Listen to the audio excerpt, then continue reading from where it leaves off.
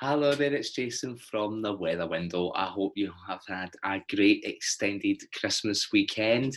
The bank holiday's over, so it's back to business this Tuesday. I'm going to bring you a European forecast, and it's going to be for the month ahead. That's going to be my big one this week. Just give everyone a little bit of a rest over the festive period. But I may sneak in another video before the new year. So here's everything that you need to know because we're entering a potentially severe spell of weather, and as far as I can see, there's no quick way out of this. The temperatures today, I'll do a little bit of screen sharing with you right away. Let me show you what the temperatures are today in Scotland at this morning. So fingers crossed for the screen share. Here we go. And we just get rid of this and that, and we bring up my Windows Safari. There we go, rightio. So yeah, let's show you how the temperatures have been today. So I'm going to go on to Weather Online. This is where I do most of my observations from, and these are the temperatures this morning, this late morning. So you can see in Scotland, -2 for Presswick. It's below zero for the majority of the country. The only places that have got positive temperature values, and of course it was freezing last night with the temperatures well down towards double digit numbers, but the immediate east coast, such as Dundee and working up the coast towards Aberdeen and the far northeast on the coast is above freezing. Everywhere else in Scotland is below zero, and it is 11:30 in the morning. So we're not really going to get too warm, I'm sure you'll agree. So just showing you what the temperatures are just now. We've been talking about a cold spell, a bit cold before Christmas, becoming colder after Christmas, even colder after New Year. And here we have it. We really, really are seeing some sub-zero temperatures. Scotland is now going into the freezer. I think there's going to be a number of ice days for Scotland where the temperature doesn't get above zero. We had a little covering of snow this morning, and even my fountain outside has frozen solid. So we are now, for the first time, having proper winter weather, and places have had snow too. Thank you for all your comments. For those who had a white Christmas, thanks for showing me the pictures on Jason's Weather Window. It's lovely to see you had a wee bit of snow at Christmas time. It was very seasonal, wasn't it? It was absolutely lovely. Let's take you on now, okay, to our European forecast, okay, for the UK and for the whole of Europe over the next month or so. And I'll keep it as brief as I possibly can for you, but I want to give you the detail. I'm starting off here with the temperature anomalies because that's the big story. And what you can see here is that these temperature anomalies are anomalous values to normal. So where you see blue, it's much colder than normal, and where you see the pinks and reds, it's significantly warmer than normal. So you can see the whole of Western Europe this week, Christmas week, is in the blue, and not only in the blue, but in deep blue shades. So that means that the temperatures in the UK are going to be about, I would say, 3 to 5 degrees below normal, more like 3 degrees below normal for the south, 3 or 4, more like 4 or 5 degrees normal for the week at the end of December, for the coming week, and similar for the first week in New Year. So that's where the temperatures, that's how they look. It's quite warm across the eastern side of Europe because the weather's always a balancing act, and where we've got cold weather just now coming down from the north and one side of Europe, the western side of Europe, we've actually got some warmth travelling up the east. But you notice there that Russia is severely cold.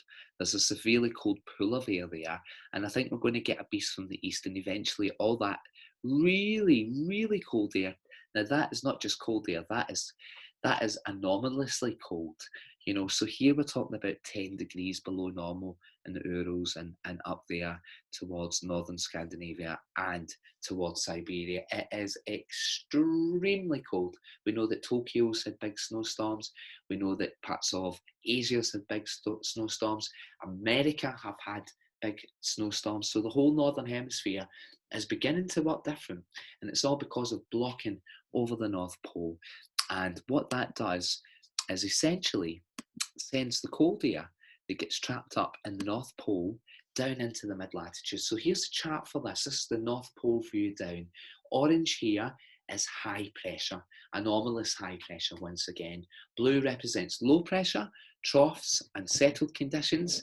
And as you can see, the high pressure extends from the Canadian side of the Arctic into the North Atlantic, up into Greenland, Iceland. It extends right into Scandinavia, to the north of Scandinavia, the North Pole and Siberia. The high pressure is also ridging down into the southeast of Europe, but it's there on the warmer side of the blocking because the air's coming down here and the air's going up there. So we're going to get some pretty interesting weather over the next couple of weeks. A deep freeze is certainly possible. This chart here is just showing you the mean surface level pressure at 850 hectopascals. So that's quite high up in the atmosphere, and it's for this week in particular. So I'm not taking you too far into this sequence. We'll have already passed some of the dates there. Just having a look at it. Okay, this today, Tuesday the 29th, and you can see low pressure to the east of the UK, extending into the southeast of England, and it also centres right across the lowlands and Denmark there. The winds are coming down from the north here, plunging cold weather all the way down to Spain. But you can see there that the direction of the isobars there, the black isobars, are coming up from the south over eastern parts of Europe. Let's run this on and see what's going to happen. Precipitation, incidentally, is represented with the colour on this chart. So we're running it on this Wednesday. No real change, although I would say it's drier, sunnier, brighter and colder for Scotland and parts of England. Here's Thursday, which of course is, this is Wednesday. Later on in Wednesday, again, we're in that northerly airflow, Eastern Europe and the easterly airflow. Here is Hogmanay on New Year's Eve to the rest of Europe, and you can see that the winds are coming directly from the Arctic over Scotland, and there is a little bit of precipitation there. That is most likely to fall as snow. I will probably do a snow report for you for the British Isles as we approach this potentially snowy period. More on that later. I'm running you on now. Later on, there's Hogmanay with the bells chime. Again, slightly northeasterly component to the wind in Western Europe. The Mediterranean is looking a little unsettled, and we've still got the warmer air pushing up across Eastern Europe. Notice that it is pushing more and more towards Russia as time goes on. Here's 1st of January, northeasterlies continuing. Later in the 1st of January, here we take you into the 2nd of January. We've got a ridge of high pressure building out to the west, extending up to Greenland and Iceland. It's trying to ridge towards Scandinavia. And we've still got low pressure in the North Sea, providing energy and moisture for some wintry precipitation there.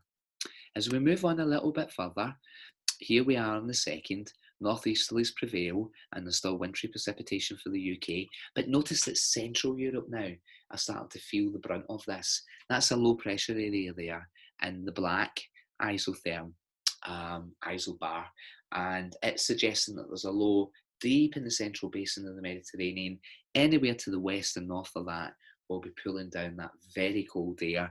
And notice that the trough is moving from Italy, beginning to move into the Baltics and beginning to move in towards Greece at this stage.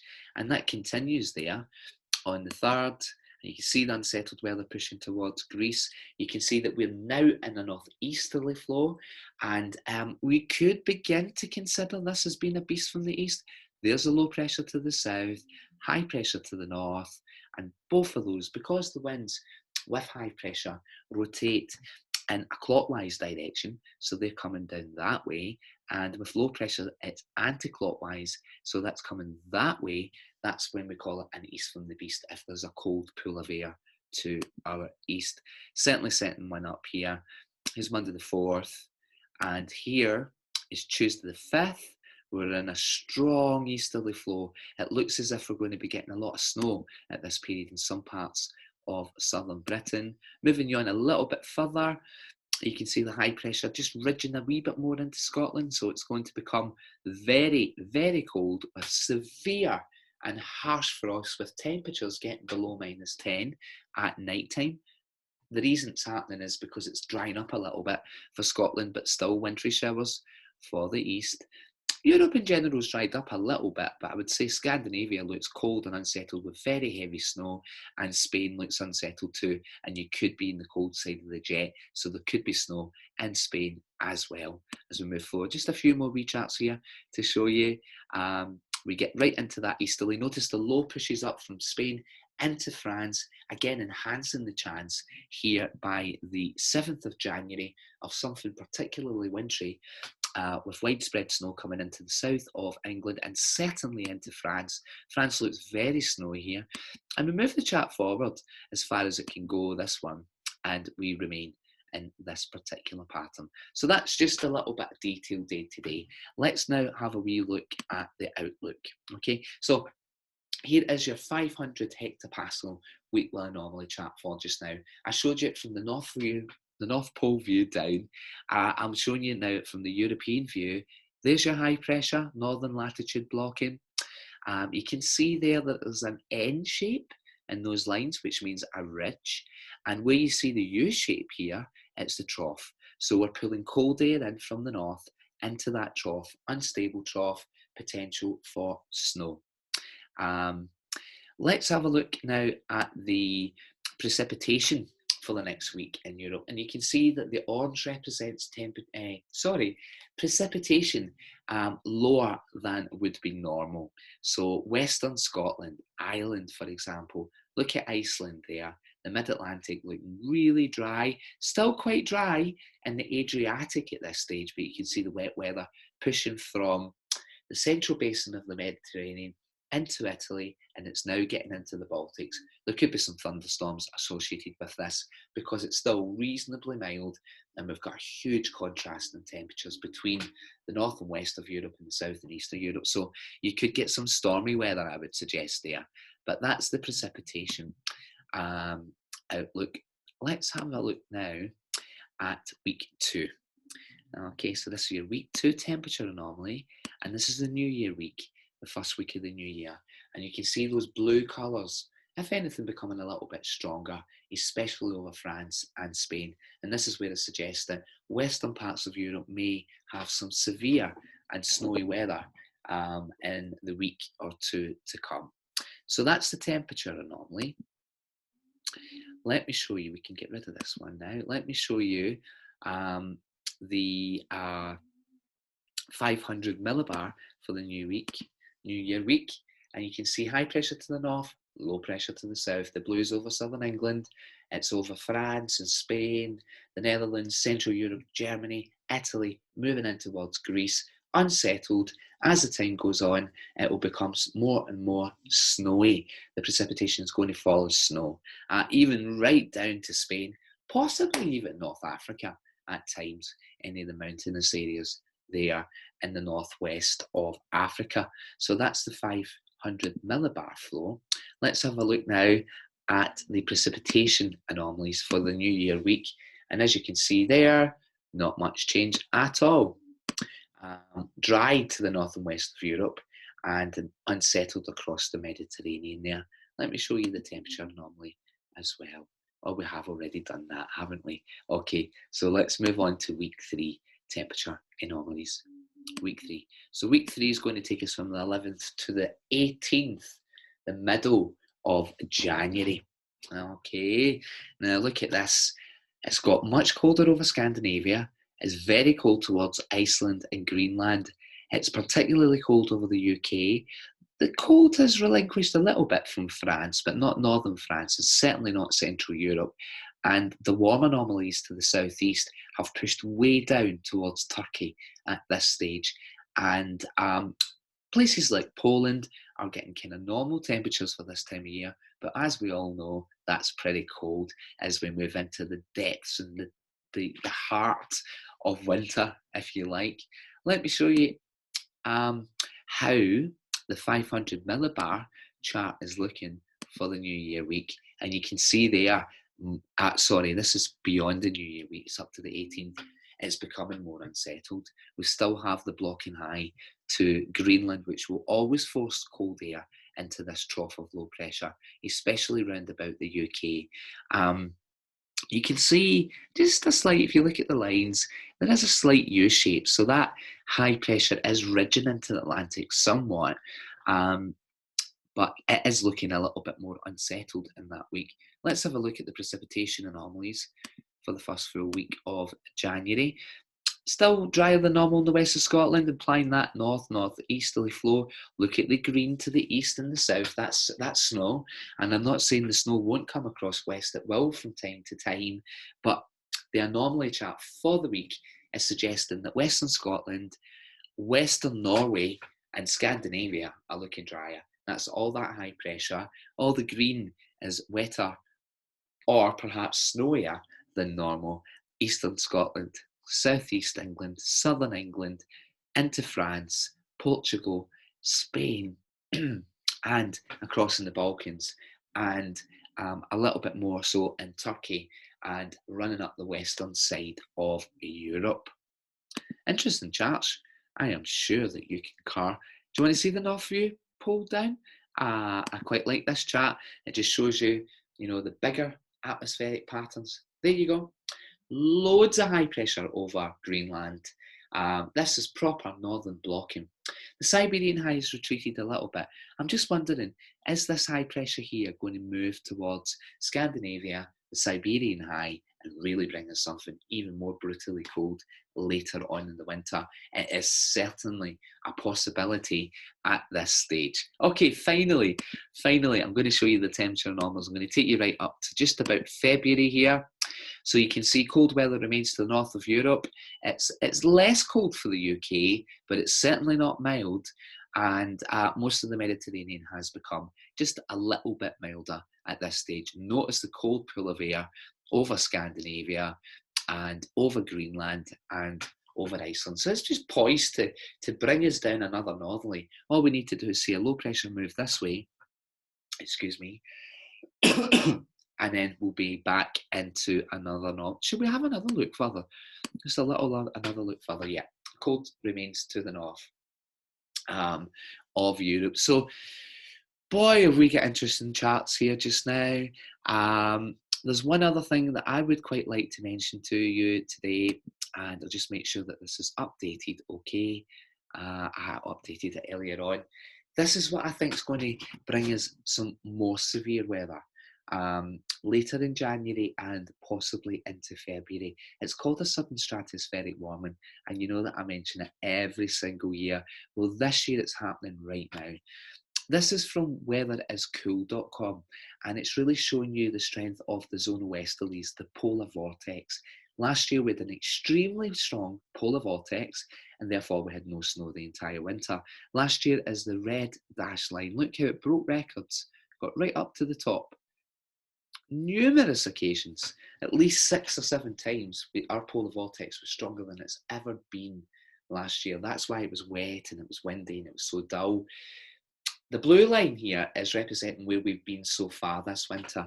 And as you can see, we've kind of went up and down a little bit compared to the black mean line for this time of year. And incidentally, we're just about to reach that. This is the coldest part of the year, round about New Year for the North Pole. The stratosphere, the top area of the atmosphere over the North Pole, generally begins to warm a little bit once we get into January. And you can see that there because the line just goes down from the beginning of January all the way down. But the polar vortex last year just didn't want to give up. Look there in March how it broke records.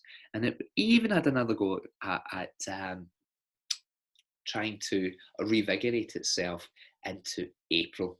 So it did. So this is a big bearing on the northern hemisphere. I want to show you its predictions for the rest of this winter. So if you look here, let's take this off for a start. I'm just showing you here the GFS run. Okay, now when you get to 0 on this, this means that everything in the northern hemisphere has went into a reversal. So instead of it being a westerly flow, driving in storms from the Atlantic for Europe. It's an easterly flow, and it could put the whole northern hemisphere into an easterly flow. And when it comes in from the east, well, you know what it means. We call it a beast from the east. Right now, we're way below the mean line. Of course, it's cold just now, but look how these here go right down to minus 25 as opposed to being what it should be, which is plus 35. This is in the next week or so, showing us our stratospheric warming. And I'm going to put on this here, which is the prediction, if you like. This one here is actually predicting the CFS rather than the GFS, these blue lines. Notice how they're all below the black line. They keep us below the black line through January, through February, and through March, even into April. So are we going to set up a sustained and extremely cold period of weather? I think it's going to be the harshest that we've seen since 2010.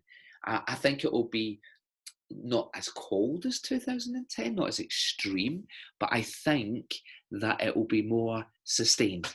And I think cold weather is going to flirt with us the entire winter until March, actually, quite frankly. I'm going to leave you with some good news, though. Let's screen share. Stop the screen share. I'm going to leave you with some good news, and why not? We all need some good news right now.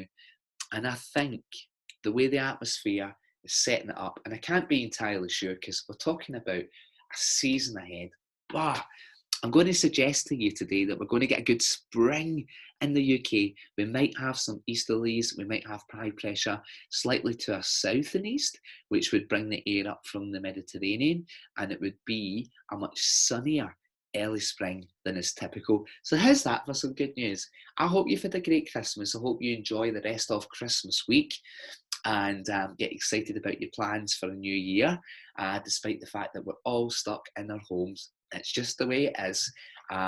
Next year will be better for us all. I hope you've enjoyed all my weather forecasts this year. I've really enjoyed putting them together for you. I noticed it doesn't do so well on Facebook. So glad I moved to YouTube. And if you click this video, it will take you to YouTube. And now I'm starting to see 75 people viewing my videos and stuff like that. It's no great shakes, is it? But it's better than the 5 or 6 that do it on Facebook. But if you were one of those 5 or 6, thank you so much. I put as much effort into this. I love it. I try to get it right for you. I don't just read what one model's saying and go, this is what's happening.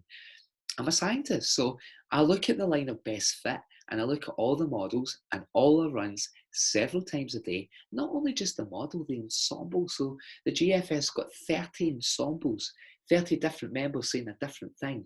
And the ECMWF, which I've drawn from today, 50 ensembles. So I'm watching all those ensembles, and not just from those 2 models, to create a really good, reliable forecast for you each and every day, and trying to extend out into Europe. Please sub my channel. I've got 20 subs at the moment.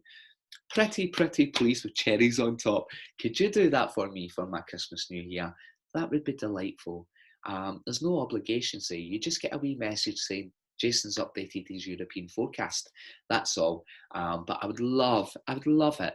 I'd love to be at 1,000 subs easy by now, my first year of doing this. But I recognise not everyone's into the weather, but if you are, if it's your thing, if you need to know what it's going to do tomorrow or next week, if you want to make plans weeks and months and seasons in advance, please sub to Jason's Weather Window and please make my day. I hope you're having a good one. I'm wishing you all the very best for the rest of Christmas week, and I hope you enjoy making your plans for New Year. From Jason's Weather Window, all the compliments of the season, all the very best, no matter where you are in Europe.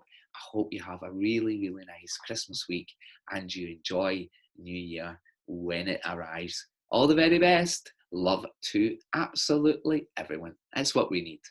Goodbye for now, and thanks for watching.